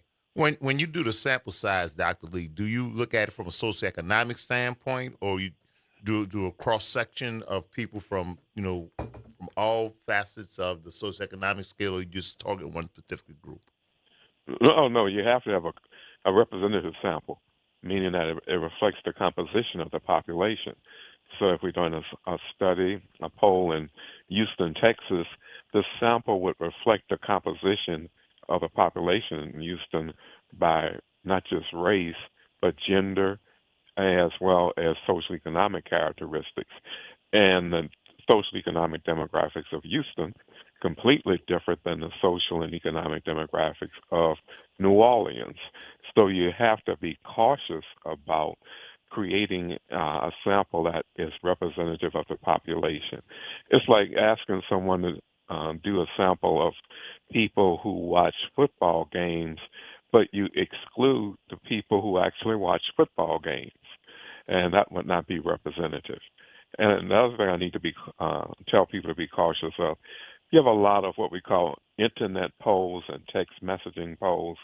Those are good for entertainment because that's strictly volunteer and not representative of the population. Okay, so let's make sure that we take advantage of having you with us and jump to the poll that you just recently conducted for Resilience New Orleans. Who is Resilience New Orleans? And did they come to you? You go to them. Tell us how the poll came about, and then let's jump into your summary of what you found. Well, I was contacted by them, and apparently they are, like several other organizations around the country, focus on environmental resilience in particular communities.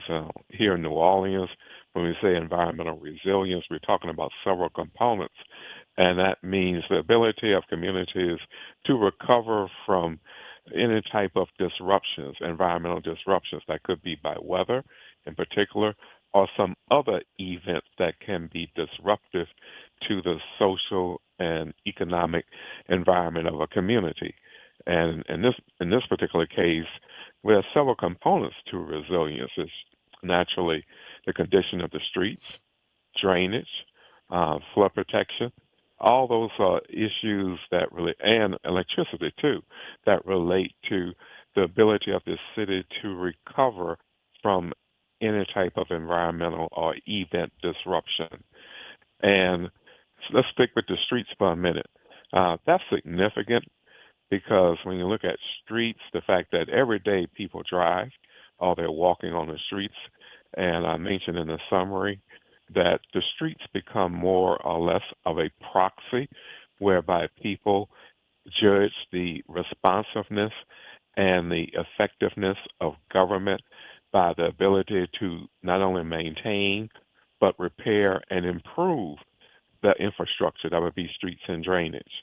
And that is how people evaluate the performance of government as well as of elected officials.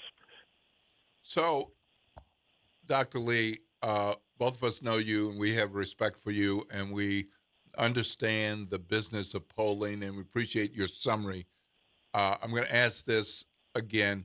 Who is Resilience New Orleans? Well, it's an organization that focuses on various issues in relation to the environment and quality of life.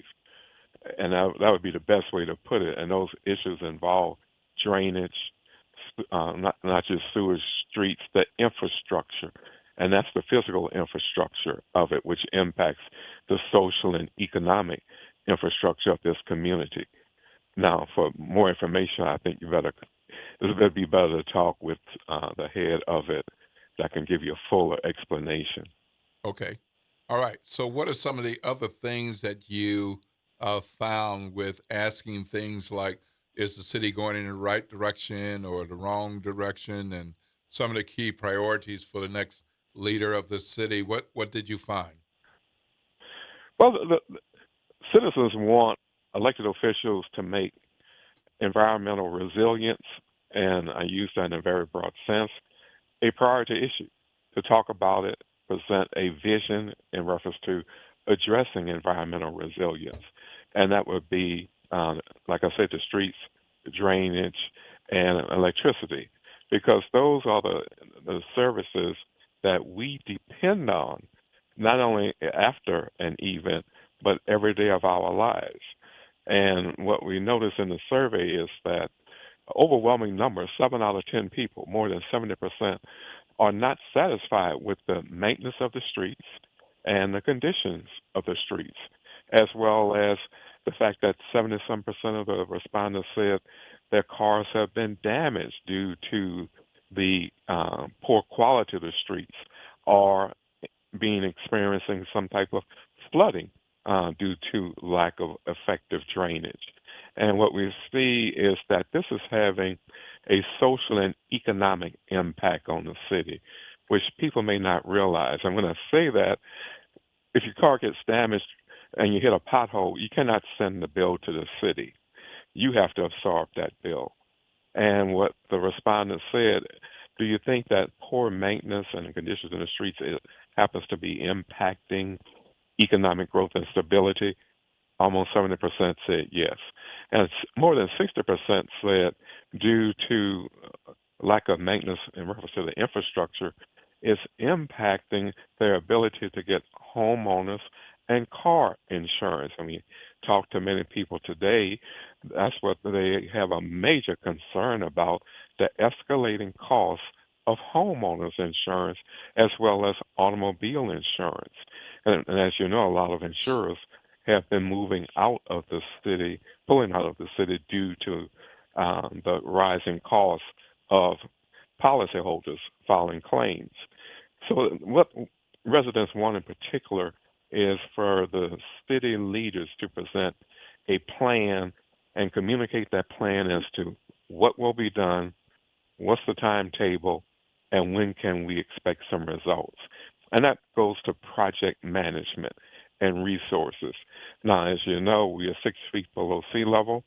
Also, the fact that when you look at street repair and infrastructure, it's not just an issue of digging up the street, but you have other agencies involved. So that's coordination.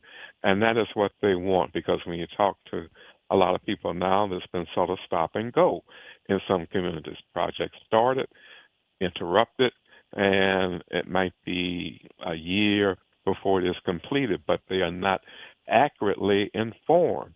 And that's what we saw in the survey, where overwhelming number of people said that they are not satisfied with the level of communication in terms of being informed about these projects and a timetable. And all of these impacts the psyche of residents, how they feel about not only the direction of the city, but the confidence they have in the not just the political leaders, but the institutions of this community. Right. It's multidimensional. Chief has a question, and then we want to get to some of the moment in time, who's leading or who's where, percentages, and that kind of thing.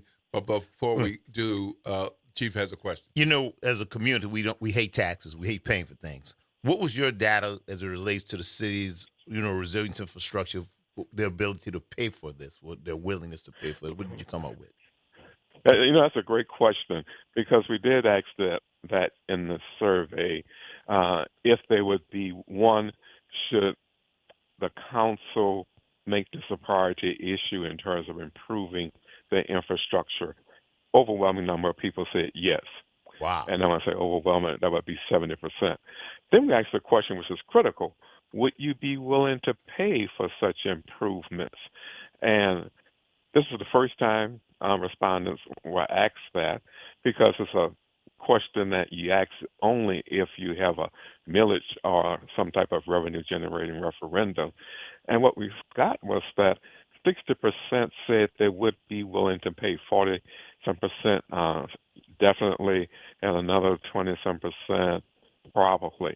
And what that tells me is that, one, if you demonstrate a plan and a strategy to reinforce the confidence of residents that the time and the resources will be dedicated to accomplishing those initiatives in reference to infrastructure, they are willing to support it, because we cannot live without the infrastructure, streets, drainage, and needless to say, electricity. And that is why people recognize the need for it, but they need reassurance that, okay, this is going to be accomplished within a certain time frame. Okay, and you also, with this focus on resilience, and that's of, definitely of interest to folks. I mean, just, a personal recent incident, I lost a tire or one of our streets. And I am not unusual. I mean, I went for car service with that, and I was not late in the day, and the guy told me that I was number 10 with the same kind of thing, and he sees this daily. So just a little personal context. But one of the things That's that right.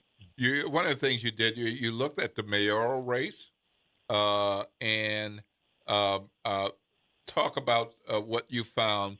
There have been other polls which you have discussed and which others have discussed. But what did you find in this particular poll? Well, first you have to keep it in perspective. The campaign is really just getting started.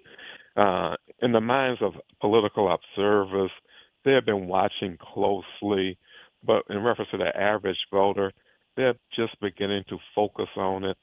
And you have really 11 candidates running, of which 3 are major, and that would be Helena Moreno, Oliver Thomas, and Royce Duplessis. And therefore, what we saw is that the polls and other polls have reflected the fact that you have Moreno and Duplessis 1 and 2, followed by Oliver 3. Now, there's been some movement. You had Arthur Hunter up until about a month ago. And he was in it, so he was the 4th major candidate. He decides to withdraw, and also prior to Arthur Hunter withdrawing, Royce Duplessis was exploring, not officially a candidate, and did not officially decide to qualify. But he basically said he was not running. Then he got back in, and that's why we saw some movement in reference to the repositioning of the 3rd and 4th place position. It became tighter between Hunter and Thomas. Hunter decides to get out, and that leaves Oliver, Helena, and Royce. And that's what we see right now in that order. Helena, Royce, and Oliver. Now, you still have more than 25% of the people undecided. The election is October the 11th.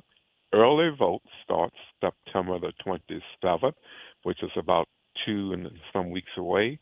And we will begin to see more advertising from the candidates, as well as more what we call retail politics and other engagements. You're beginning to see more debates now. The news stations and community events are featuring more face-to-face interaction with the candidates. So voters are beginning to pay more attention, and we will probably see some movement in reference to how the support changes decrease in undecideds. Where and when that will happen, I would say give it another week to 10 days. It's not something that's going to be automatic, because we have traditional media as well as social media occurring in reference to how candidates engage and motivate their supporters. Yeah, so we're going to need to wrap up this segment shortly, but before we let you go, because your poll is pretty informative, but give us a sense of the biggest positives that you saw through this poll for each of the 3 major candidates. What are the positives for Moreno, for Thomas, for Duplessis? Well, to be very honest with you, the focus was resilience, so we didn't look at in depth about the candidates in terms of planning, strengths and weaknesses, and positives. What they do bring is a level of experience with them. And anytime you are an elected official or an incumbent, you have a record to defend. So in terms of the weaknesses, everybody will take a shot at some decision you made. The bottom line is that voters right now want someone to present a plan and a strategy to resolve some of the systemic and perennial issues they have encountered, which have unfortunately intensified due to the consistency of some of these events and the fact that we are constantly challenged by these events such as streets, drainage, and electricity. We're 20 years out from Katrina. And what are we talking about? We're still talking about drainage. Wow. We're still talking about infrastructure. We're still talking about social and economic equity, and that's been a discussion that goes back to when I was in graduate school in the 70s and 80s. It was talked about, and people don't feel enough has been done. That is the issue. Now, there are many other factors involved beyond our local control, needless to say, international as well as domestic. And I have to put a footnote there, too. Being the mayor right now is much more complex than it was 50 years ago. 50 years ago, you were the mayor of a local city, whereas in 2025, you are a mayor of a local city that also is impacted by national and international events. Case in point, January the 1st, 2025, New Orleans was a target for a domestic terrorist attack. Another case in point, 2020, internationally, COVID. And mayors of local communities, small and large, had to navigate those issues. So that makes it come complex. And the bottom line is people want to see something done, but unfortunately, the challenges of some of these issues overwhelm the resources of communities. So, and that is thank you for that. Let me make sure before we let you go to get on with the other work that you have. Am I reading your poll correctly that at this point, with this specific poll, at the time of the poll, Helena Moreno had 46% support, Royce Duplessis had 16% support, and Oliver Thomas had 11% support, with 25% of this poll's respondents saying they're undecided. Am I reading that right? Yes, at this point. And now, that as we saw some similar trends with other polls, I would say wait to see what's happening within the next 2 weeks to see what's changed in terms of that trend. The thing with polls, it reflects a snapshot in time. Right. At that point in time. Not longitude. So, right. Right. And right. What's your margin of error with this particular poll? 3%. 3%. So that's not a huge difference between 16 and 11 versus 16, 11, and 46. Right. Right. But what it shows now, we've seen other surveys that show something similar. 2 weeks from now, let's see what it shows. And the closer we get to October the 11th, and even during, let's say, early vote, which is happening September the 27th, right, that would be a better indication as to what might be the potential outcome. All right. Well, thank you so much, Dr. Lee. It's always a pleasure to talk to you. It's even better Same to here. see you and pound the flesh, but it's always informative to hear from you and get your perspective. Thank you so much with sharing with Chief Eddie Compass and me and our WBOK listeners. You're listening to WBOK 1230 AM, the station that New Orleans is talking about all day long.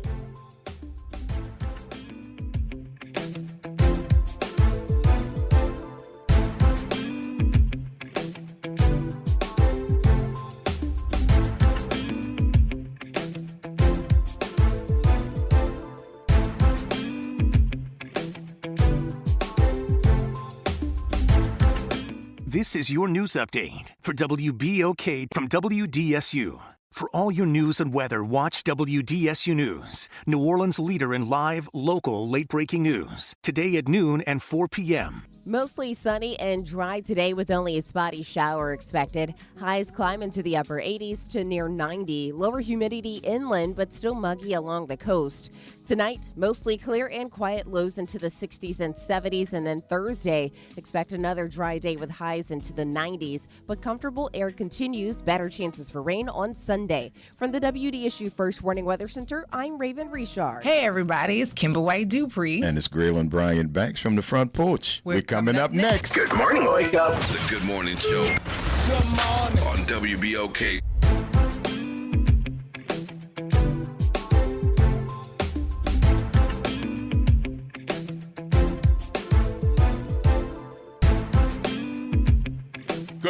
Good morning, New Orleans, and welcome back to the Good Morning Show. This is WBOK 1230 AM.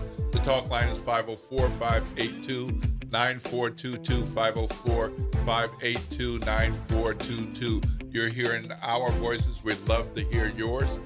This is your radio station. This is your community radio station. This is the Good Morning Show. We are always happy to know that you're out there listening, however you are listening.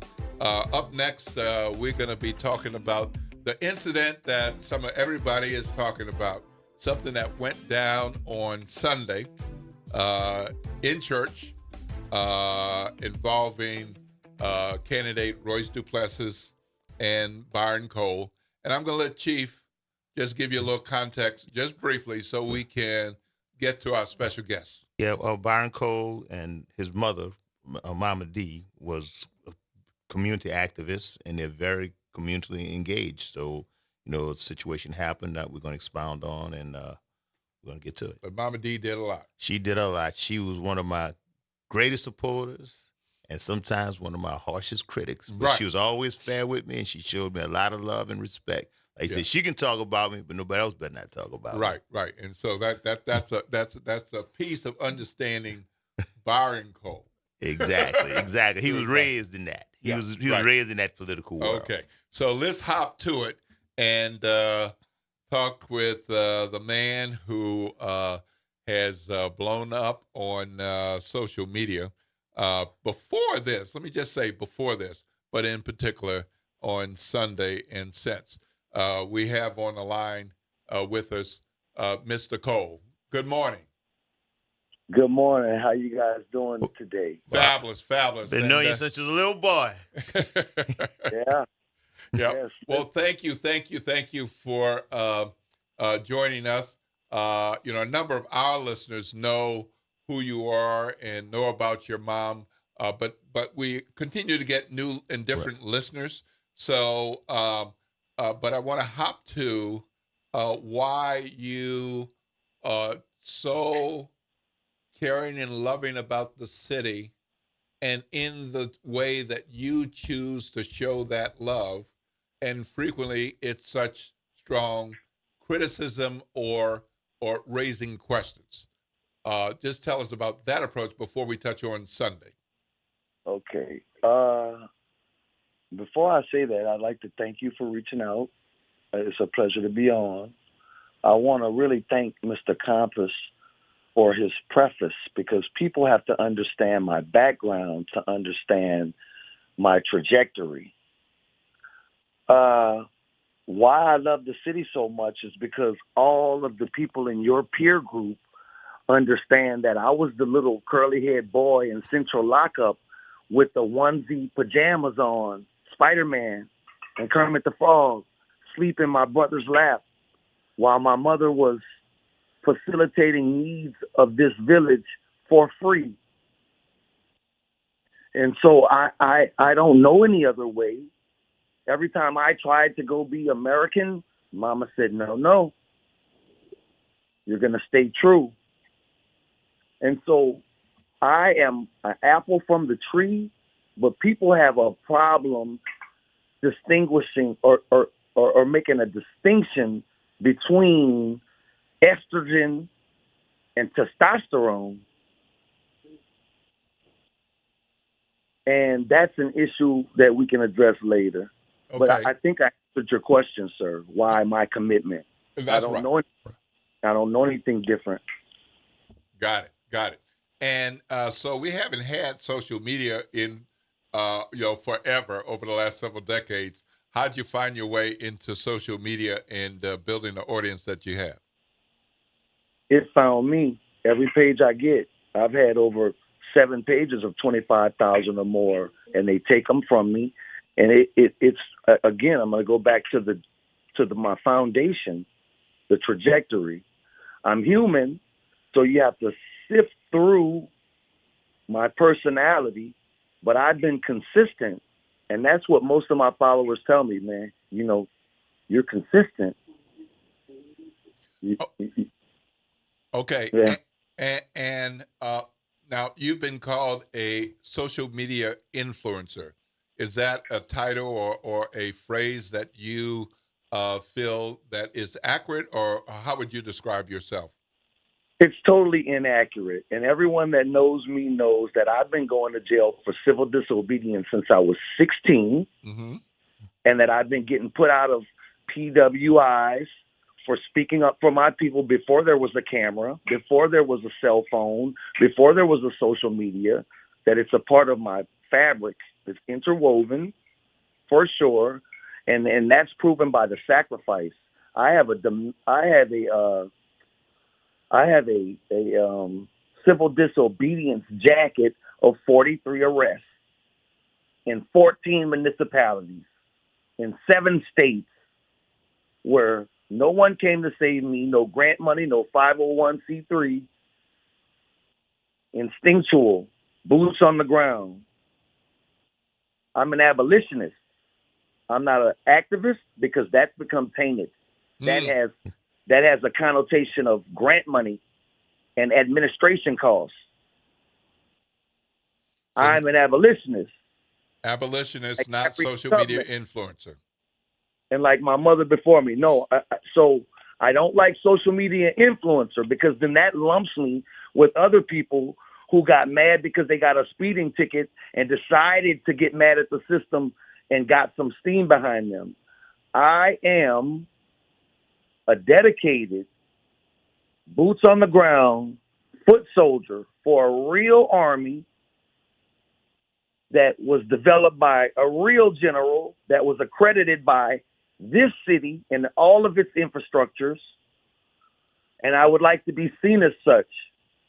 The reason why people sometimes misconstrue that is because when I started off doing that the way St. Pius, Christian Brothers, St. Augustine so eloquently taught me, no one was listening.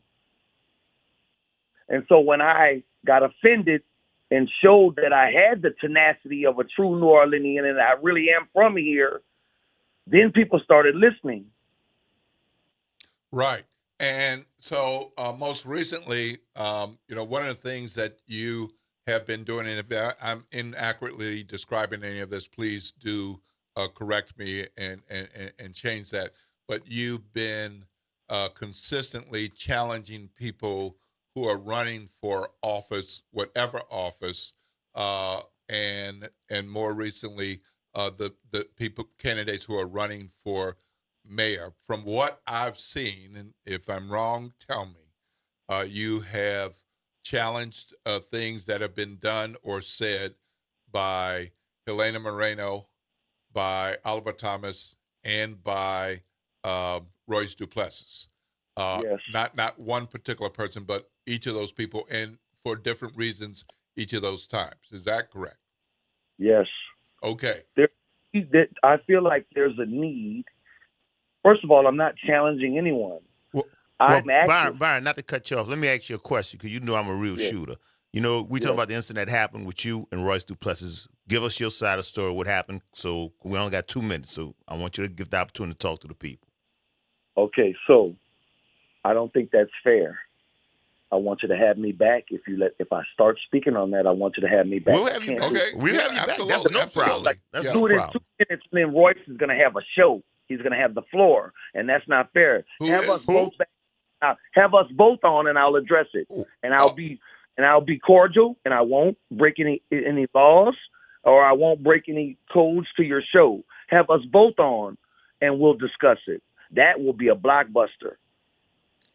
All right. Can you answer the question that has been raised No. about? Yeah, it's not fair to me. Please don't do that. Okay. That's not. Okay. Well. Okay. He has the spotlight. He's a senator, and he's got the media. That's not fair to me. Well, you have Please don't do that. You have this part of the media right now. I mean, is there Yeah, something? for what? Another minute? Well, No, I tell sir, you what. that's Well, I not tell you what. To be fair, we'll call you tomorrow. Yep. And we'll give you adequate amount of time to discuss. What's adequate? What's adequate? I want everyone Well, to we'll work understand. with our producer. You'll work with our producers, Yeah. but it'll be enough time for you to get your point across. How that sound? No. We can't. We haven't quantified, and so you can't ensure that that's enough time to get my Well, point I tell you across. what. You talk to our producer, Nyron, and he'll handle it because that's not my part of the job. I'm just the talent, like they told me. So we'll let our producer handle that. Is that fair? Yes, that's fair. And one thing you know, you've been knowing him since you was a little boy. I I'm don't gonna know be why fair y'all are with you. ducking it, but we need to have me and Royce on.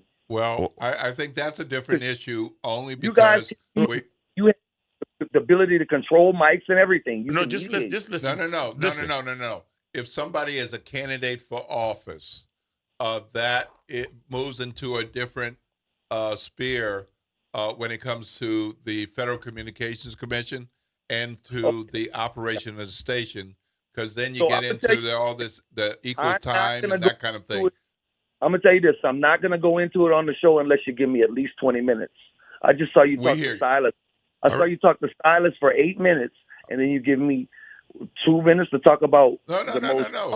That's the most prolific story in the news right now in New Orleans. Oh, you definitely gonna get the time. It just happened that you called towards the end of the show. So be fair with us. No, I called when I was told to call. I know exactly. But that's what I'm saying. So you have time. That's fair. We wanted to reach out, and so we've done that. And we also have said we want to have you back. Oh, we definitely want to have you back, my brother. 'Cause I've been knowing you since a little boy. I respect it. I'm just under so much political scrutiny and attack right now that I have to be very, very acute in my intentions and in all of the parameters I'm setting around me. I have to make sure everyone's aware of what's going on. Okay. Because Well, I there's so many respect that. sides. All right. I'm facing charges right now for false things. Okay. I'm going to touch base with you after the show, and we'll be in touch with Naren as well. You're listening. Thanks for calling. Appreciate your time. Thank you for responding. That's important. Yes, and we definitely wanted to hear from you, and we'll hear from you again. I always respond for my community. That's what they say. And I know that. That's for sure. All right. Well, thank you, and we'll be in touch. You're listening to WBOK 1230 AM, the station that New Orleans talks about all day long.